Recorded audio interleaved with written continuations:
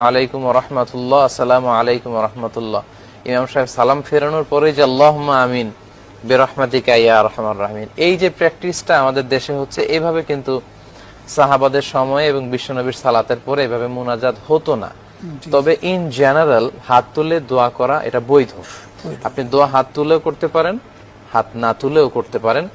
তবে সালাতের পরে যে প্রতিদিনকার মতো আমরা এই অভ্যাসটা গড়ে নিয়েছি, এটা বিশ্বনবী করতেন না। বিশ্বনবী সাল্লাল্লাহু আলাইহি ওয়াসাল্লাম সালাম ফেরানোর পরে মুসল্লিদের দিকে চেহারা ফিরিয়ে বসতেন। আমাদের বাংলাদেশের সোসাইটিতে শুধুমাত্র ফজরের সালাত আর আসরের সালাতের পরে ইমাম সাহেব মুসল্লিদের দিকে মুখ করে বসেন, কিন্তু বিষ্ণু সাল্লাল্লাহু আলাইহি ওয়াসাল্লাম কিন্তু 5 ওয়াক্ত সালাতের পরেই মুখ ফিরিয়ে বসতেন। আরব বিশ্বেও আমরা দেখেছি, আমি মিশরে পড়াশোনা করেছি, মালয়েশিয়াতে আমি এখন পিএইচডি করছি, ওখানেও কিন্তু আমরা দেখি যে তারা সালাতের পরে মুসল্লিদের দিকে চেহারা করে বসেন, এবং মুসল্লিদের দিকে চেহারা করে বসার পরে বিষ্ণু সাল্লাল্লাহু আলাইহি ওয়াসাল্লাম লম্বা সময় তাসবিহ পড়তেন। তার মানে সালাতের পরে তাসবিহ পড়া সুন্নাহ। এই সুন্নাহটা যখন আমরা সরিয়ে দিচ্ছি, তখন অন্যান্য জিনিস এসে এখানে স্থান করে নিয়েছে।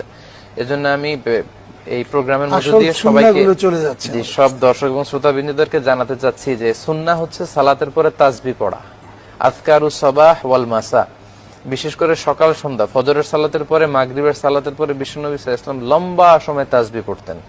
কিন্তু দুর্ভাগ্যজনক হলেও সত্য, মাগরিবের পরে আমাদের দেশে তাসবিহ পড়ার কোনো রীতি দেখা যায় না। সালাম ফেরানোর পরেই হাত তুলে মুনাজাত, তারপরে 2 রাকাত সুন্নাত পড়তে শুরু করে দেয়। কিন্তু এই লম্বা তাসবিহ পড়ার যে সুন্নাত, যেটা হাদিসে এসেছে, এটা কিন্তু আমরা পালন করছি। আমাদের দেশে মুহতারাম নামাজের রাকাত সংখ্যা বৃদ্ধি করার একটা কম্পিটিশন শুরু হয়ে যায়।